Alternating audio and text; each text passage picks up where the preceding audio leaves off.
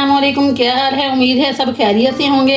आज मैं आपके लिए बहुत ही मज़ेदार आलू पकौड़ियों के सालन की रेसिपी लेकर आई हूँ। वीडियो शुरू करने से पहले सभी व्यूअर्स से रिक्वेस्ट है, अगर आपको मेरी वीडियो अच्छी लगे तो प्लीज़ वीडियो को लाइक, शेयर और आपके अपने चैनल किचन विद जास्मिन को सब्सक्राइब करना ना भूलिए।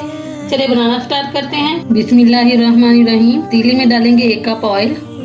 ऑयल गर्म हो गया है, इसके अंदर डाल देंगे पकौड़ियाँ। पकौड़ियों को 2-3 मिनट के लिए फ्राई कर लेंगे। पकौड़ियों को मैंने 2-3 मिनट फ्राई कर लिया है, अब इन्हें निकाल लेंगे। अब इसी ऑयल के अंदर मैंने 2 मीडियम साइज के टमाटर और 2 मीडियम साइज के प्याज लिए, इनको मैंने ब्लेंड कर लिया, ये डाल देंगे। साथ ही 2 चम्मच लहसुन अदरक का पेस्ट डाल देंगे, 2 चम्मच सब्ज मिर्च का पेस्ट डाल देंगे, मिक्स करेंगे।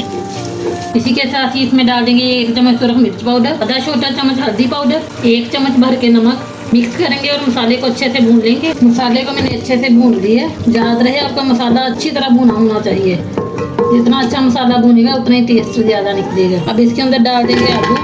आलूओं को भी मसाले के साथ 6-7 मिनट भून लेंगे। आलूओं को भूनते हुए 5-6 मिनट हो गए। कलर देखें माशाल्लाह मसाले का कितना प्यारा है।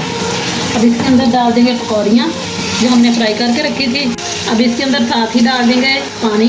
पानी आप अपने हिसाब से डालें, जितना आपने शोरबा रखना है उस हिसाब से पानी डाल लें। इसे कवर कर देंगे 15 मिनट के लिए, ताकि हमारे आलू अच्छे से गल जाए। ये देखें सालन हमारा बिल्कुल तैयार है। अब इसमें डाल देंगे आधा चम्मच गरम मसाला पाउडर, साथ ही इसमें डाल देंगे धनिया कटा हुआ। मिक्स करेंगे और सालन को डोंगे में निकाल लेंगे। ये देखें आलू पकौड़ियों का सालन हमारा बिल्कुल माशाल्लाह बनकर तैयार है। ये बहुत ही मज़ेदार बनता है। उम्मीद है आपको मेरी रेसिपी बहुत पसंद आएगी, इसलिए मेरी वीडियो को ज़्यादा से ज़्यादा लाइक और शेयर करें। अगर मेरे चैनल पर नए हैं तो आपसे रिक्वेस्ट है मेरे चैनल को भी जल्दी जल्दी सब्सक्राइब कर दें और कमेंट सेक्शन में मुझे लाजमी बताएं आपको मेरी रेसिपी कैसी लगी। अल्लाह हाफिज़।